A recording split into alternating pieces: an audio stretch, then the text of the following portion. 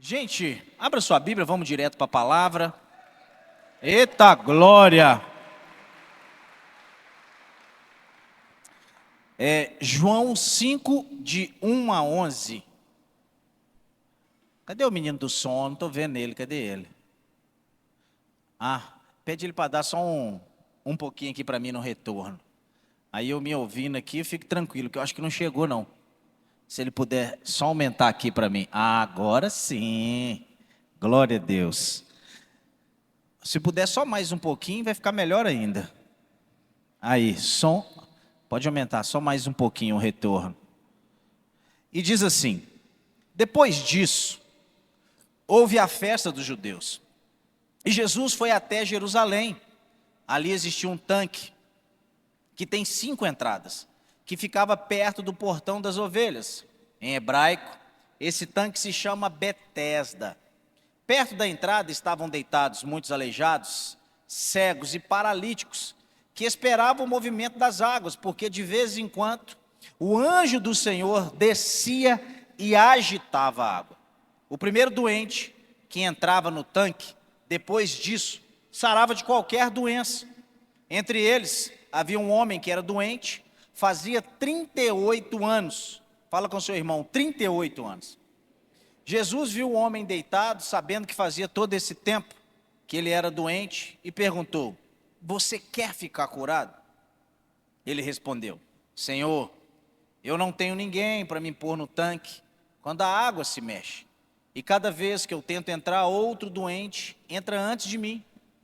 Então Jesus disse: levanta-se, pegue a sua cama e ande. E no mesmo instante, o homem ficou curado, pegou a cama, começou a andar. Isso aconteceu no sábado. Por isso, os líderes disseram a ele: hoje é sábado, a nossa lei não permite que você carregue a sua cama nesse dia. Ele respondeu: o homem que me curou disse: pegue a sua cama e anda. Pai, fala conosco nessa noite, abra o nosso entendimento, e que nós possamos sairmos daqui, debaixo da Tua palavra, debaixo da Tua graça e da Tua unção. Que a Tua palavra possa revelar algo dentro de cada um de nós aqui nessa noite. Que nós possamos ouvir essa palavra e essa palavra nos movimentar, para que possamos viver algo novo, que sempre Deus quer que nós vivamos, algo novo na nossa vida. Então me dê graça, sabedoria, unção, para que a sua igreja entenda o recado dessa palavra dessa noite. No nome de Jesus, a igreja diz... Gente, o tema da mensagem hoje, pode colocar para mim, é fortalezas. É o tema que eu vou trabalhar esse ano todo no Acorrentados. E o que é uma fortaleza? Uma fortaleza é um hábito que a gente cria. Uma fortaleza, ela nunca começa na nossa vida do dia para a noite. Uma fortaleza, ela começa pequenininho. E quando a gente assusta, essa fortaleza foi estabelecida na nossa vida. A gente começa a nossa vida, deixa eu trazer algo bem claro para você entender, que uma fortaleza, ela não começa grande, ela começa pequeno. É como você pegar uma pessoa que começa a tirar uma carteira de habilitação, e ela vai lá e é reprovada, e naquele dia, ela volta para casa frustrada, ela volta para casa desacreditada, que ela não dá conta, e ali se estabelece uma fortaleza. Quantas pessoas começaram a tirar uma carteira e não terminou, porque não acreditavam que dariam conta? Só que isso começou pequeno. Ela foi lá, tomou bomba na primeira prova, aí na segunda ela foi lá, também tomou, e na terceira ela desanimou. Então o que Satanás tenta fazer todos os dias para que a gente não queime em chamas, é construir fortalezas que nos impedem de conseguir e de continuar diante daquilo que Deus tem para mim e para você. E é sobre isso que eu quero falar hoje, sobre quebras de fortalezas na sua vida, para que você tenha uma célula verdadeiramente queimando em chamas. Mas eu quero falar de algumas coisas hoje, que pode abrir o seu entendimento, porque que áreas na sua vida não estão andando. Então eu quero falar hoje sobre esse homem, que estava ali 38 anos, e quando a gente lê essa história, quando eu fui para Israel, o primeiro lugar que eu quis ir foi no tanque de Betesda. Porque eu não conseguia, na minha cabeça, compreender como um ser humano conseguiu ficar deitado no chão durante 38 anos e não ser curado. E nada na vida dele acontecer. Até que vem a intervenção de Jesus, né? Então, quando a gente olha para esse jovem, ele foi colocado ali aos seus 12 anos de idade, porque para alguém lá em Israel, não sei se você sabe, mas para uma criança se locomover sozinha, ela só pode fazer isso depois dos 12 anos de idade. Então lá em Israel, o pai não leva a criança na escola. Você vai chegar em Israel, existem faixas azul, vermelhas, brancas, que são as escolas. Então, quando você vai lá, você vê as crianças indo na faixa vermelha, ela está indo para a escola tal, tem crianças andando na faixa amarela, no meio da rua, igual você vai no banco. Então, para esse menino ter sido colocado ali, ele só poderia ter sido largado ali aos 12 anos. 38, então aquele cara tinha 50 anos de idade. Resumindo, Jesus não tinha nem nascido quando ele ainda foi colocado naquele tanque. E eu quero falar um pouquinho sobre essas fortalezas que a gente vai gerando na nossa vida, na nossa casa, no nosso ministério, no nosso trabalho, no nosso cotidiano, na nossa família. E eu queria abrir o seu entendimento aqui hoje.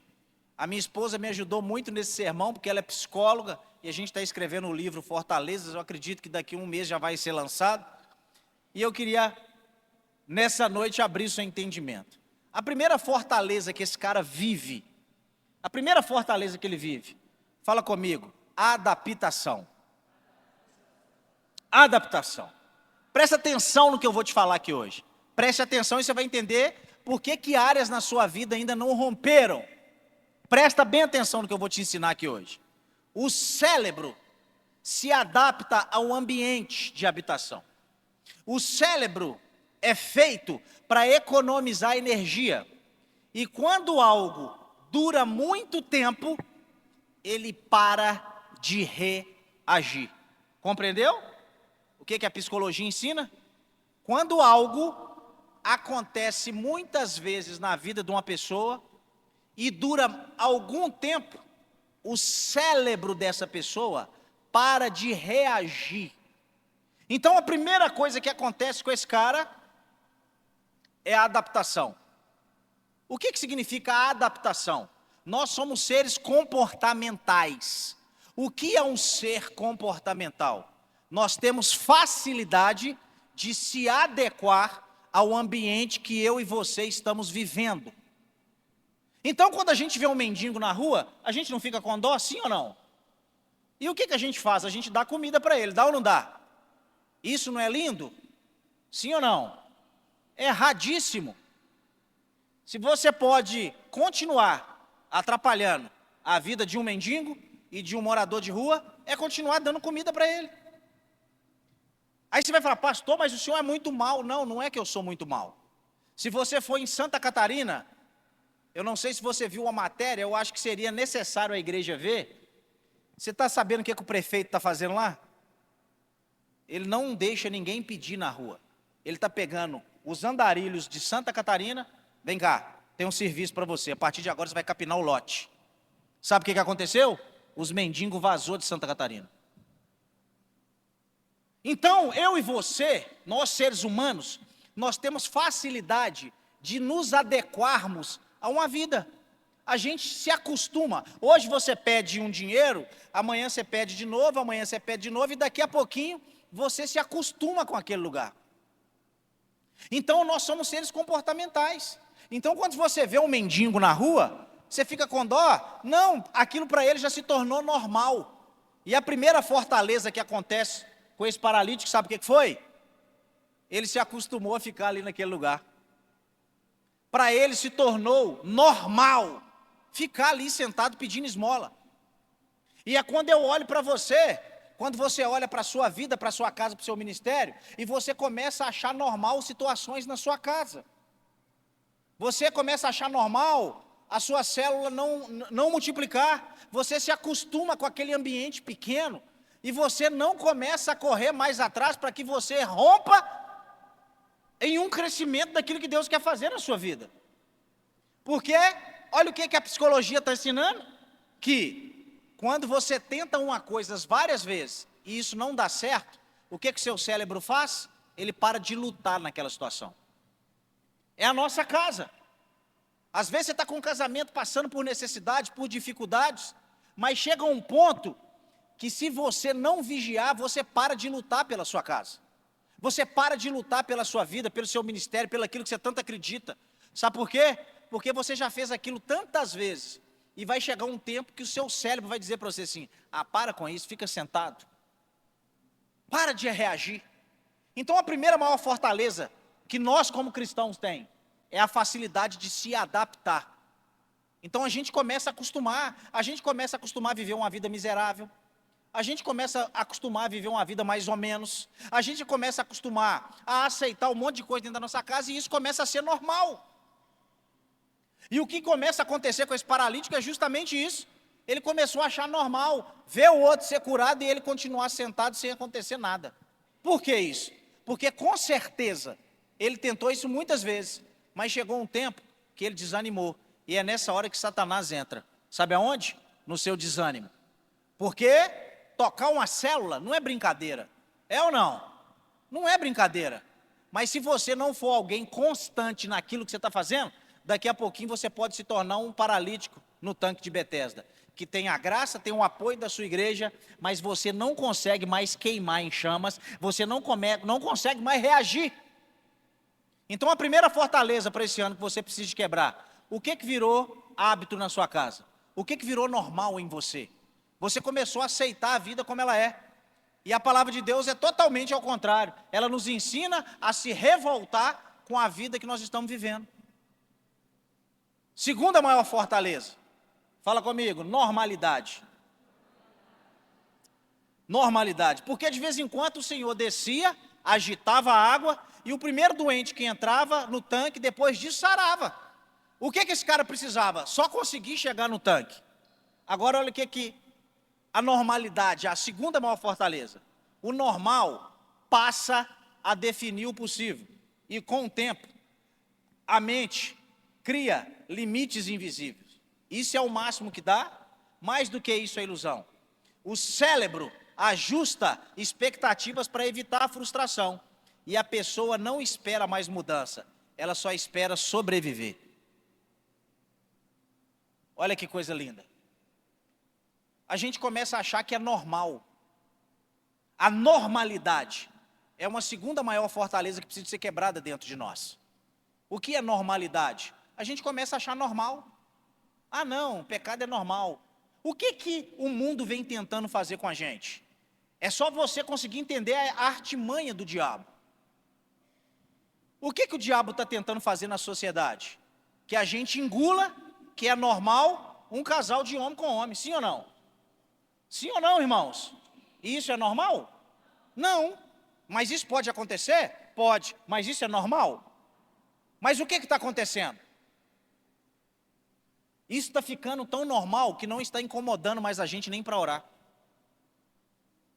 Isso está virando tão normal que crianças ao nosso redor, da nossa própria família, começam a ter um jeitinho, não, isso aí não é normal.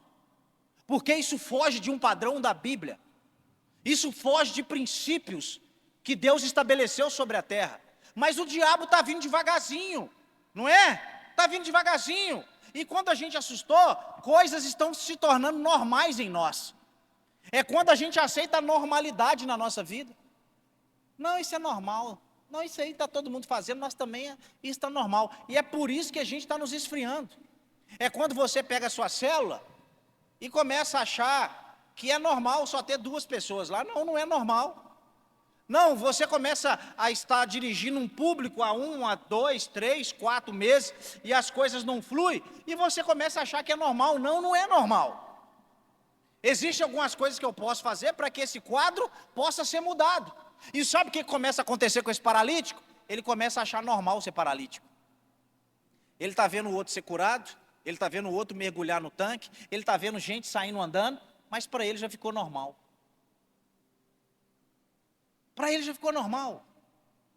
Para ele está tudo normal. Ah, não. Isso é um menino, está normal. Esses dias, vocês lembram que o pastor Macio, que andava comigo, anda comigo ainda, né? Viaja comigo. E eu fui na casa dele. E as filhas do Macio é como se fossem minhas filhas. Porque eu cuido delas desde pequeno como pastor.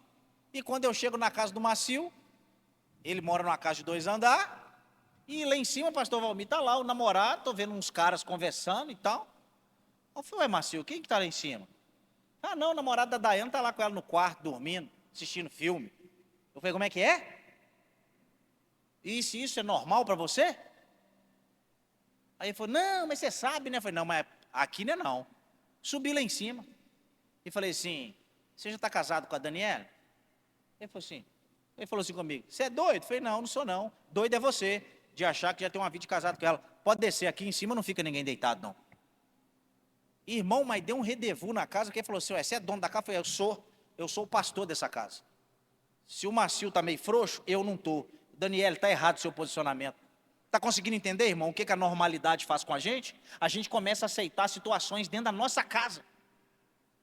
A gente começa a aceitar filho ser desobediente com a gente, isso está certo?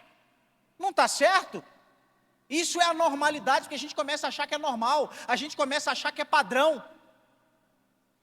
Há 3 anos atrás, eu tenho um filho, Samuel, o caçula, e eu cheguei em casa, a mãe dele mandou desligar o videogame, ele peitou a mãe dele. Ninguém manda no meu quarto.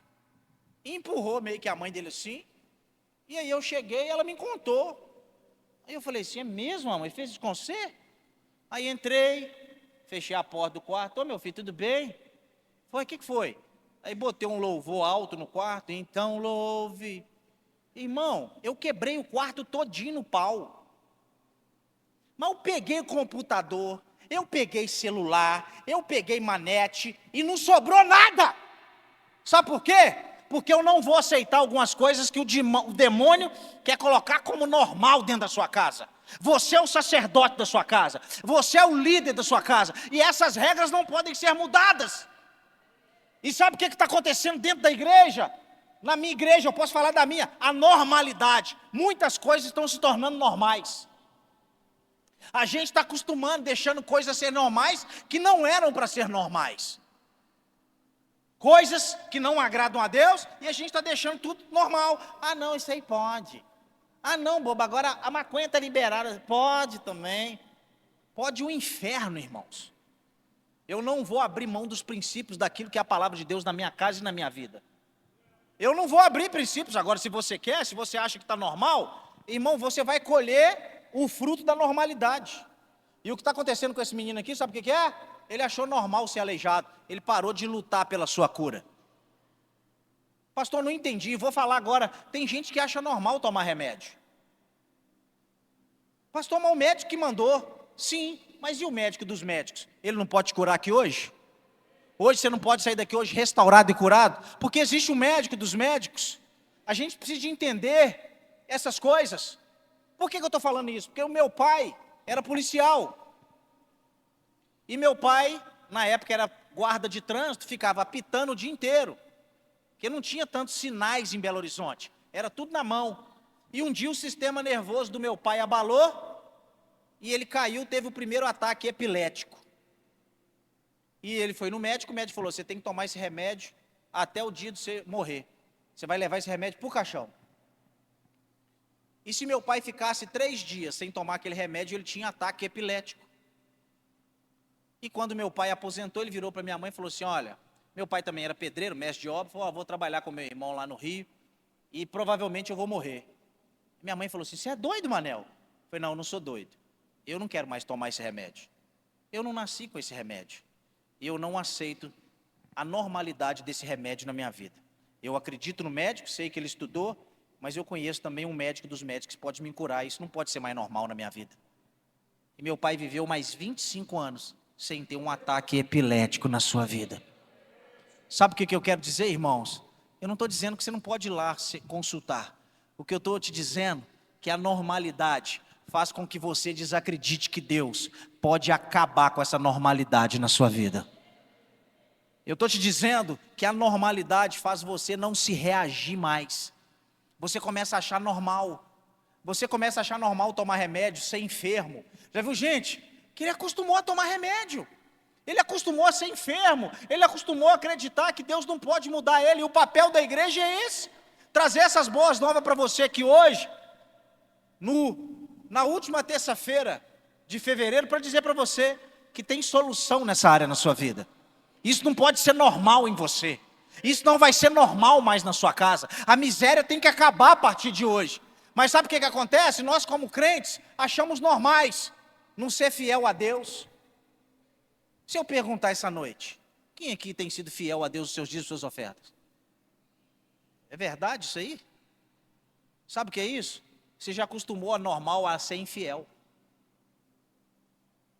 Nem olha para trás, Valmir, que você assusta. Nem 20% das pessoas que estão aqui levantaram as mãos. Sabe por quê? Você já achou normal não ser mais fiel a Deus.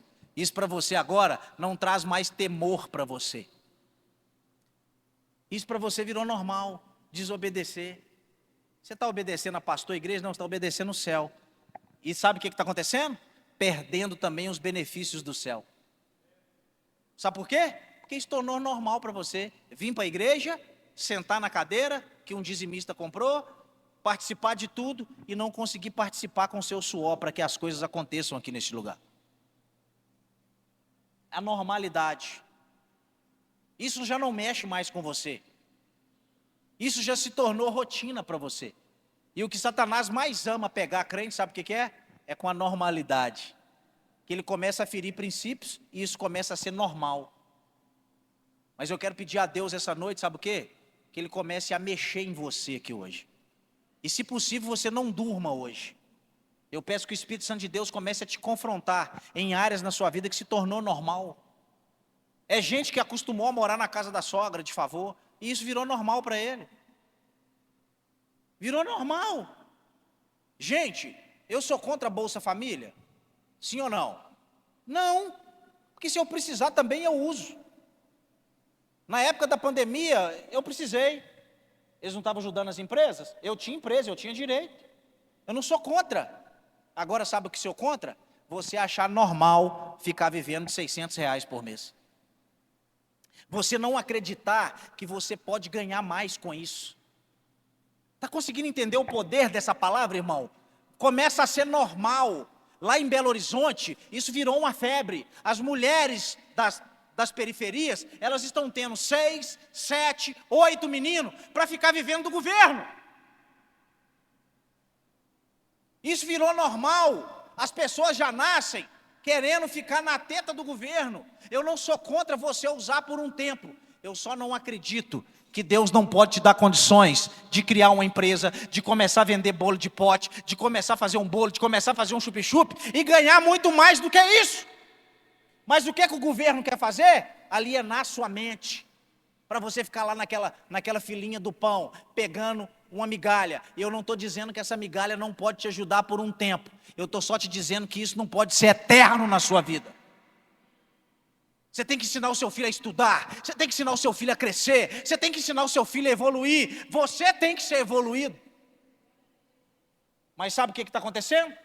Isso está se tornando normal na nossa vida. Isso está se tornando normal na nossa casa. E aí você está dizendo, ai Deus, faça alguma coisa. Não, tem que começar a fazer dentro de você. Das coisas que você está achando que é normal. É gente que é mal pagadora dentro da igreja, desonesto, e acha isso normal ainda.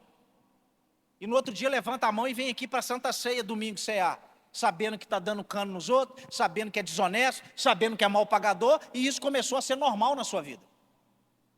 Isso é uma fortaleza que precisa de quebrar em nós. Isso precisa de quebrar na sua mente. Lá na Rede Sup tinha um menino, é o maior exemplo que eu tenho, ele teve câncer no braço. O câncer comeu o braço dele todo, para a glória de Deus não arrancou. Então o braço dele ficou assim, e ele foi aposentado. Só que ele ganhava na Rede Super 6 mil por mês. E trabalhava na Rede TV, o Sérgio ganhava mais 6, quase 12 mil. Porque ele era câmera, um cara fera. E aposentaram ele com 2 mil e pouco por mês. E depois que ele passou a quimioterapia, passou tudo, ele virou para mim e falou assim, vou lá cancelar minha aposentadoria. Eu falei, você é doido? Ele falou assim, doido é você. Que eu vou ficar sentado dentro de casa, recebendo 2.000, sabendo que eu tenho habilidade para continuar ganhando os meus 12. Ele foi lá no INSS, cancelou a aposentadoria, está trabalhando na Globo e está trabalhando na Band, ganhando mais de 15.000 por mês. É essa fortaleza que eu quero que caia na sua mente, porque você começa a achar que está tudo normal, e quando você está achando que está tudo normal, Satanás está te prendendo na normalidade. Sabe por que esse cara ficou 38 anos? Porque para ele ser aleijado já se tornou normal. Terceiro, você vai acostumando. Acostuma a ser infiel, acostuma a ser mão de vaca. E a gente fica nessa besteira, e essa igreja é uma igreja em movimento, gente. Eu conheço essa igreja há mais de 15 anos, eu sei da luta dessa igreja, eu sei da hombridade dessa igreja, e eu não consigo entender como é que você consegue ver essa obra aqui, não ser fiel nos seus dízimos, nas suas ofertas. Eu não sei, eu não consigo entender. Eu assustei aqui agora, eu pedi para levantar a mão os dizimistas, não levantou 20% do que está aqui, e o resto? Sabe por que você está assim? Porque você acostumou a ser normal, e na normalidade, você nunca vai viver em chamas, você nunca vai ver o sobrenatural de Deus, porque só existe uma forma de viver o sobrenatural de Deus, nessa área, na sua fidelidade. Você viu que o amém diminuiu? Não tem problema. Terceira fortaleza, impotência. Entre ele havia muitos doentes. Entre eles havia um homem que era doente, fazia 38 anos. Aprendizado da impotência. Quando a pessoa tenta mudar e não consegue, repetidas vezes o cérebro aprende. Não adianta tentar mais. Mesmo quando surge uma oportunidade real, a mente não reage. A terceira maior fortaleza da nossa vida, a impotência. Olha o que a psicologia está explicando, o que acontece dentro da sua cabeça. Quando a pessoa tenta mudar e não consegue, repetidas vezes, o cérebro aprende. Não adianta tentar que não vai dar certo. Isso não sou eu que estou dizendo, é o seu cérebro. É por isso que o apóstolo Paulo está dizendo, não nos conformeis com esse século, mas que você seja renovado e transformado pela renovação de onde? Da sua mente. Uma das maiores fortalezas da vida de um crente é a impotência. Porque vai chegar um tempo que você vai parar de lutar pelo aquilo que você tanto desejou na sua vida. Sabe por quê? Pelos percalços da vida. Pelas dificuldades da vida. Nesse mundo tereis, mas ele está dizendo para você, eu só preciso de um pouquinho de ânimo para você sair dessa situação hoje da sua casa. Eu só preciso que você reaja mais uma vez, porque eu ainda estou no controle das coisas. Então você precisa entender, eu não sei você, todas as vezes que a gente tenta alguma coisa, Satanás não quer agir depois que a sua empresa cresceu, irmão. Ele quer agir quando você começa. Satanás não quer parar você depois que você já começou seu curso. Ele quer começar a parar você no início, porque ele sabe que se ele te minar no início, daqui a pouco você desiste.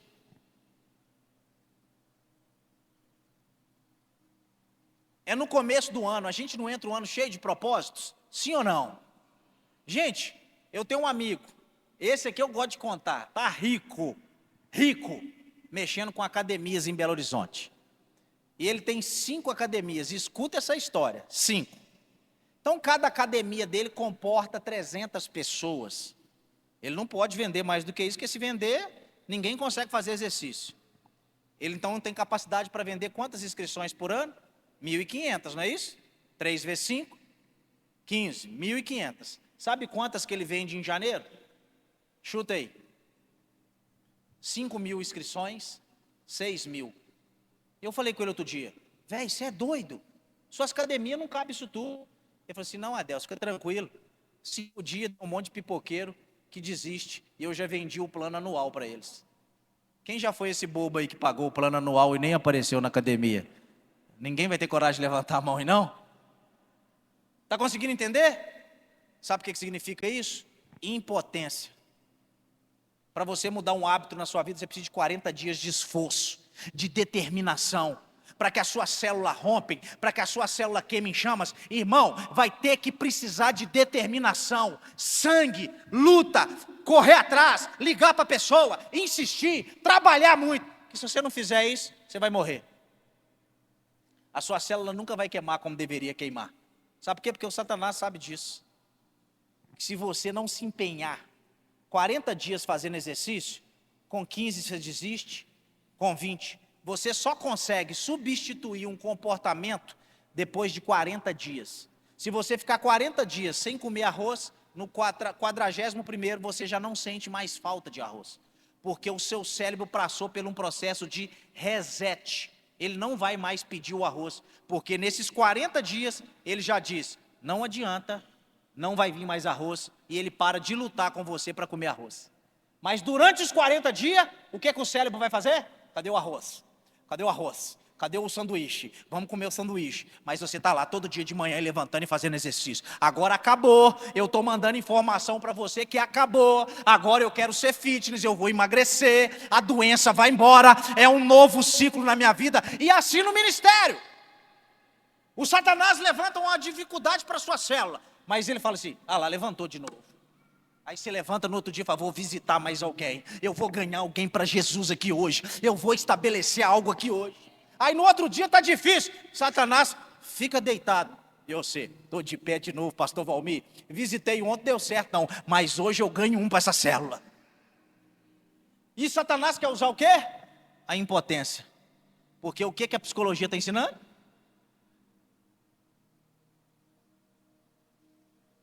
Quando a pessoa tenta mudar e não consegue, repetidas vezes o cérebro aprende. Não adianta mais. Então áreas da sua vida não mudou, sabe por quê? Porque não deram músculos nela. Porque depois de 40 dias começa a dar resistência. O seu corpo se acostumou a ser valente nessa área. Quantas pessoas magníficas eu conheço dentro da igreja, irmãos, que têm um dom supremo, mas que foram vencidos, porque não teve potência para continuar. Foram impotentes naquilo que Deus entregou na vida deles. Você já acha que no ministério é fácil? Quantas dificuldades eu passei? Quantas situações que Satanás tentou me nocautear, mas eu levantava. Às vezes, irmãos, a gente entra dentro do carro, às vezes eu viajo, e às vezes eu olho assim e falo, Deus, onde que eu estou? Estou 200, 600, 800 quilômetros de casa, 10 dias fora de casa. Você acha que não bate nas vezes a gente uma impotência? Você acha que eu não queria ficar deitado na cama? Esses dias mesmo minha esposa falou comigo, você está precisando de viajar, né? Porque já deu você aqui em casa, né? Você está chato, né? Eu falei, deixa eu viajar. Você não pode ficar muito tempo em casa, Deus, vai viajar, fazer. Ela brincando comigo essa semana. Mas é isso, é criar uma resistência naquilo que você faz. Porque a Bíblia fala que se você resistir o diabo, sabe o que é resistir o diabo? Não é impotência, é consistência. Independente do que está passando, está caindo trovão, sua célula está aberta. Está caindo dinamite, a sua célula está aberta. Carnaval, sua célula está aberta. Feriado, sua célula está aberta. Constância. Você quer queimar lá na sua casa? Tem que ter constância. Porque o fogo que não tem constância, ele para de pegar fogo. Tem que ter brasa todo dia. Todo dia você tem que buscar um graveto e continuar. É por isso que Levítico 3,16, né, o fogo arderá continuamente no altar, não se apagar. Sabe por quê?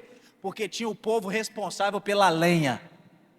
Que não podia faltar lenha no altar, porque se faltasse o fogo ia apagar.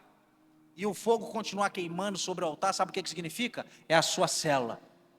Toda semana, meu irmão, você já saiu e está com os gravetos prontos para fazer com que aquela célula pegue fogo, para fazer com que a glória de Deus desça sobre aquele lugar. Agora não acha que vai ser fácil, irmão, você precisa entender isso. O reino de Deus não é para qualquer um, não é brincadeira ser líder de uma célula, não. Porque é problema, é pepino, é oração, expulsa o demônio, ontem, amanhã ele volta, você tem que ir lá expulsar de novo. Amanhã a pessoa está desmotivada, você vai lá dar nela um gás. Aí no outro dia o outro está desanimado, você vai lá e dá nele um gás. Não é brincadeira.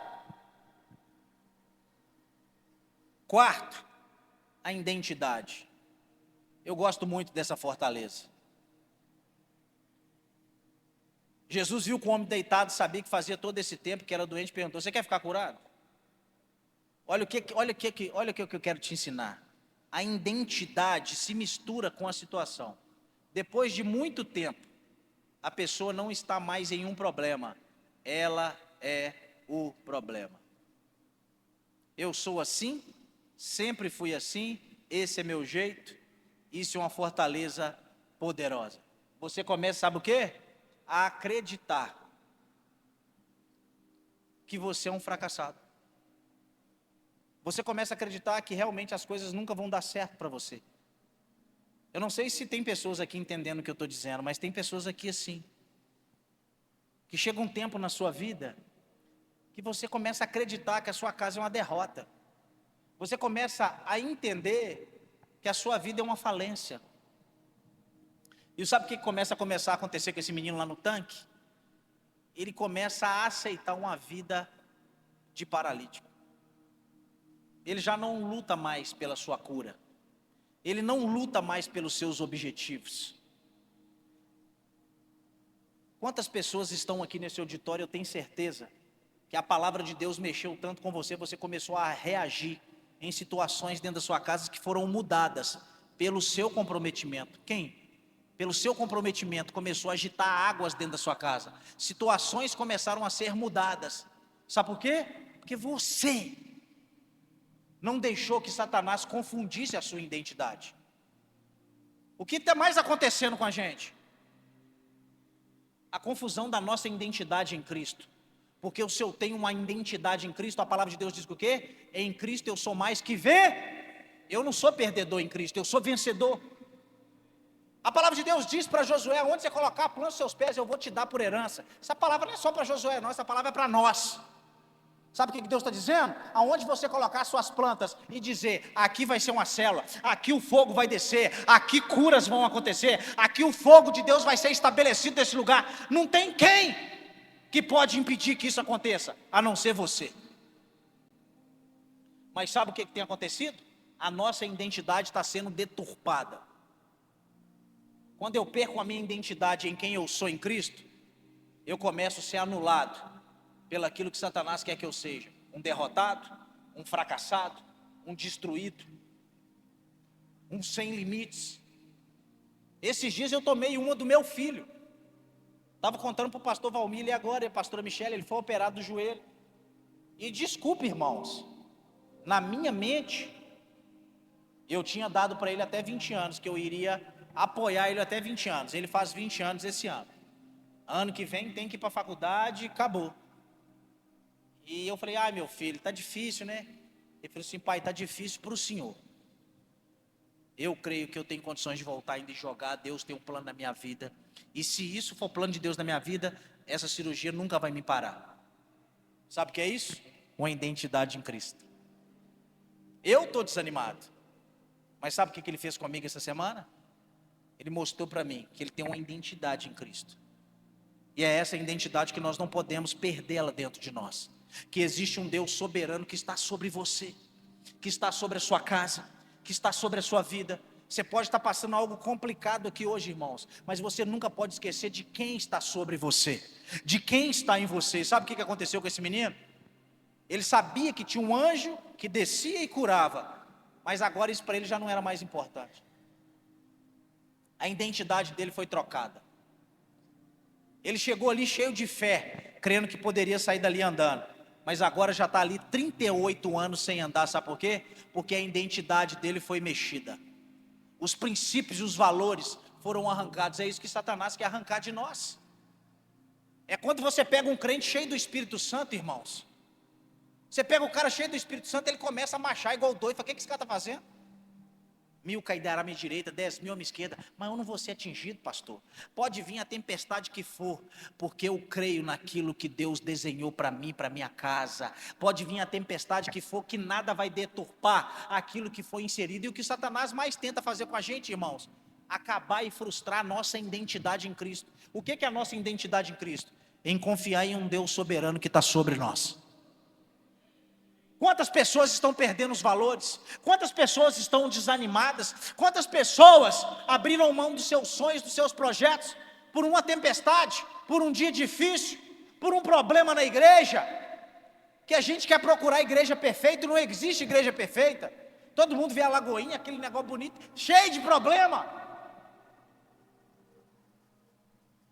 cheio de gente imperfeita, mas que está debaixo da soberania de um Deus soberano e perfeito, disposto a nos moldar, disposto a nos melhorar, disposto a inserir a identidade dele todos os dias em nós.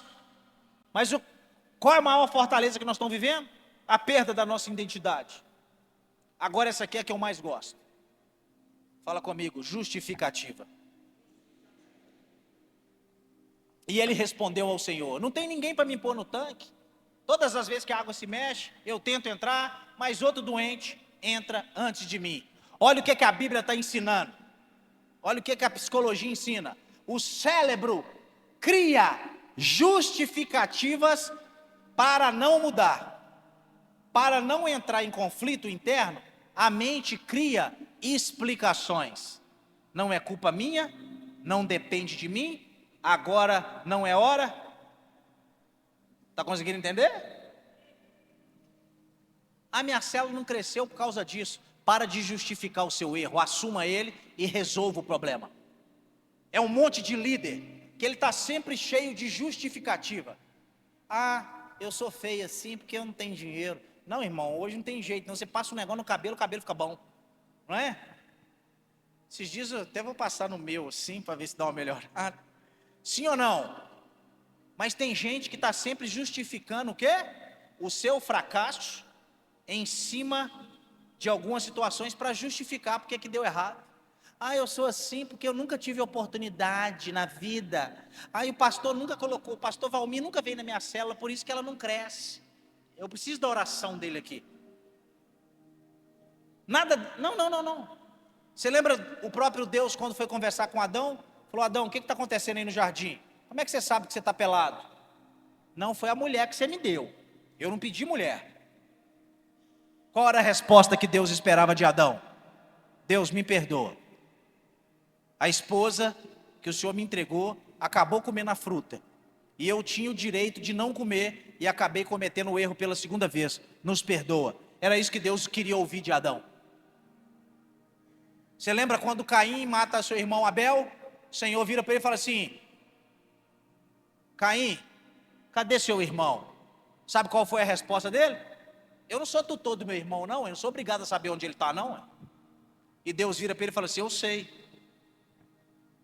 que você acabou de derramar o sangue do seu irmão, e a terra está clamando o sangue de um inocente que você acabou de derramar na terra. Você lembra de Saul? Saul e Davi, a mesma oportunidade. Deus vai até Saul e fala, através do profeta Samuel: por que você trouxe os despojos da guerra, Saul? Não era para trazer. O que Saul faz? Começa a justificar. Não, eu trouxe, porque não sei o quê. O que aconteceu? Perdeu o trono. Davi pega a mulher de Urias, mata Urias, faz tudo errado. Mas quando é confrontado, o que Davi faz? Deus, espera aí, eu fiquei na casa de Saul e eu sei o que é um rei cheio de demônios. Espera aí, tirou o relógio, tirou as pulseiras de ouro, deitou no chão, tira tudo de mim, menos a sua presença, me perdoa. Foi eu que matei Urias. Eu sou esse cara. Sabe o que Deus está precisando aqui hoje? Para de justificar as coisas erradas que aconteceu na sua vida. Porque enquanto você continuar justificando, você nunca vai crescer nessa área. Mas na hora que você assume o problema, tudo começa a dar certo. Deus entra para te ajudar a sair deste lugar. A maior crise, 2014, eu já contei aqui na igreja. Eu passei a maior crise no meu casamento. E eu queria separar. Eu levava os pastores para ir na minha casa e expulsar os demônios da minha esposa. Eu expulso o demônio. E orava: sai demônio, sai demônio. Até um dia que o próprio Deus falou comigo: o demônio é você. Sabe o que aconteceu? Eu tive que descobrir que o problema do meu casamento era eu, que a falência da minha casa, a responsabilidade era minha. Meu casamento estava ruim por causa de mim. Meu casamento estava ruim por causa da minha mulher, não, estava por causa de mim. E sabe que dia que meu casamento mudou? Na hora que eu trouxe no peito, falei: Deus, me ajuda a consertar os erros que eu estou tendo dentro desse casamento. Restaura minha casa, me ajuda. Eu sou o errado. Amor, me perdoa. Eu sou o problema. Eu preciso de cura. Eu preciso de libertação. Eu preciso de um psicólogo. Fui para a clínica da alma. Fui pedir ajuda. Sabe por quê? Porque eu parei de terceirizar o problema do meu casamento na minha esposa. E às vezes a gente está assim: não, meu casamento é ruim por causa dela, não é por causa de você. Para de terceirizar. Sabe o que acontece? Quando Jesus vai até ele, fala com ele: ô, você quer ficar curado? Não, porque toda vez que eu tento entrar, ninguém me põe no tanque. Não, meu irmão, eu não te perguntei isso. Eu te perguntei se você quer ficar curado aqui hoje. Eu te perguntei porque eu vi que você já desistiu de ser curado. Eu estou te perguntando porque eu já vi que a sua célula não está mais rompendo, porque você parou de fazer o que era para fazer. Então traga a responsabilidade para você. Sabe por que a minha célula não está queimando, pastor? É porque eu parei de ter comprometimento com essa célula. Eu parei de jejuar pela essa célula. Eu parei de fazer o que era certo nessa célula. Eu estou fazendo isso só por um protocolo. Mas eu quero mudar isso hoje. Porque na hora que as pessoas chegarem dentro da minha casa, elas vão ser cheias do Espírito Santo de Deus. Elas vão chegar lá e a presença já vai estar esperando ela. Porque eu já fiz um ambiente antes. Eu não estou só abrindo a porta da minha casa para liberar um ensino. Eu estou abrindo a porta da minha casa para liberar cura aos doentes que vão chegar aqui. Agora Deus está vendo o seu preparo. Abre a porta de qualquer jeito. Recebe, amém, tchau. Não. No dia da sua célula, você vai estar de jejum o dia todo. No dia da sua célula, você vai se preparar na hora do almoço do seu serviço e estudar uma palavra poderosa para aquele dia. Se preparar para derramar fogo naquela célula. Se preparar para que a presença chegue. Aí sabe o que acontece? Por que a célula de pessoas não enchem? Porque Deus tem compromisso com a ovelha. Ele só vai enviar as ovelhas, porque quem que dá o crescimento é quem? Deus. Quem vai enviar as pessoas? Deus só vai enviar pessoas para a casa que está preparada para receber. E não para a casa que quer ser. A Bíblia diz que os olhos do Senhor estão sobre a terra, observando os bons e os maus. Sabe o que ele está dizendo? Eu estou vendo quem está se dedicando. Eu estou vendo quem jejua. Eu estou vendo quem ora. Eu estou vendo quem prepara um ambiente para que eu chegue nessa casa e faça um milagre acontecer. Ele está vendo tudo. E você acha que Deus não sabia que esse cara estava lá 38 anos reclamando e murmurando? Sexto, e a gente já está indo para o final, a energia. A vontade enfraquece antes da esperança morrer. A pessoa acredita que algo pode mudar, mas não tem energia emocional. Provérbios 17, 22. O coração alegre é um bom remédio, mas o espírito abatido faz secar os ossos. Qual é a segunda coisa que Satanás quer arrancar de você? A maior fortaleza? A sua energia. Chegou um tempo, sabe o que aconteceu? Esse cara perdeu a energia. Desanimou. E a Bíblia está dizendo o que hoje? Mateus 11, 28. Vinde a mim, todos que estão cansados e oprimidos, que eu vou te aliviar nessa noite. Vou tirar um fardo pesado, porque a minha obra não pode ser pesada para você. A obra de Deus tem que ser gozo para você. Se a sua célula te toma a sua energia, te faz cansado, você está no caminho errado. Você precisa de se reavaliar. Mas nessa noite hoje, vamos tirar qualquer fardo, porque nós vamos deixar o fardo de Jesus, sabe qual que é? Leveza, tranquilidade. Você não vai sair daqui, tem que de novo fazer essa célula, não aguento mais essa célula. Não. Isso é a maior oportunidade que Deus me deu. Gente, os maiores pastores, hoje, que eu posso, pastores assim que entraram em destaques, inclusive o Cláudio Duarte. Sabia que o pastor Cláudio Duarte tinha célula de criança? Por isso que ele desenvolveu aquele jeito engraçado de fazer com as pessoas. Ele fazia célula com crianças. E ele começou a brincar tanto, que na célula ele desenvolveu aquele personagem, que hoje o nego está pagando caro para trazer ele para brincar no altar. Um homem de Deus que começou numa célula. Deus vai preparar você para o pastoreio, É na célula. Não é pregando aqui no altar. Deus me preparou, sabe aonde? Para trabalhar com libertação. 15 anos dentro de presídio. Meu povo era os presos. Eu não tinha holofote, não tinha ninguém filmando o culto dentro do presídio, mas ali Deus estava me preparando para as nações. Deus estava me preparando para viajar pelo planeta Terra, mas primeiro teve um preparo. Então o preparo dessa igreja aqui para você ser um pastor, começa lá na sua célula. É na célula que vão revelar os pastores. Na célula que vai revelar a sua energia com a obra de Deus, o seu comprometimento com as coisas de Deus. 7, a gente encerra, pode ficar de pé. Fortalezas do medo de viver o novo de Deus. Sabe qual foi a maior dificuldade desse cara? A maior dificuldade dele? A maior fortaleza dele é viver coisas novas.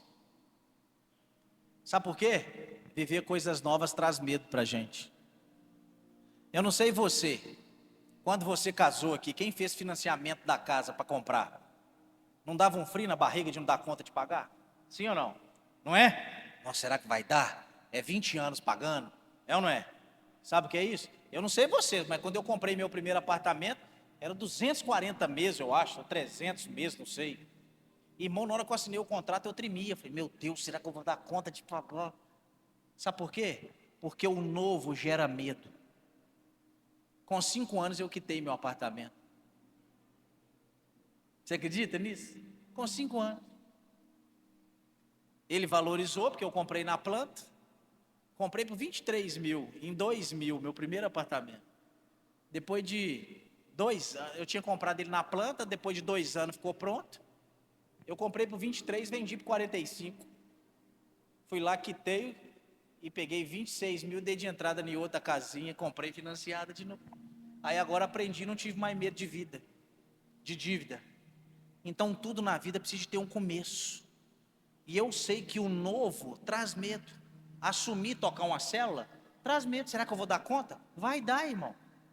Deus não está atrás de gente inteligente demais. Sabia disso? Não está. Às vezes você está aqui e fala assim, não, será que eu tenho condição? Não. Deus não está atrás de gente que é PhD, não. Ao contrário, ele não quer essas pessoas. Sabe por quê? Porque senão a glória não é dele. Ele quer pegar aquele que não sabe nada aqui. Sabe por quê? Porque ele vai estabelecer a glória dele sobre você. E aí as pessoas falam assim, não tinha condições da célula desse cara dar certo. Ele não sabe nem falar direito. Mas a glória de Deus te tomou. E hoje você é um grande líder de célula. O medo de coisas novas é uma das maiores fortalezas que nós seres humanos encontramos, porque realmente é difícil começar algo, mas você precisa dar o primeiro passo, você precisa estabelecer o primeiro passo.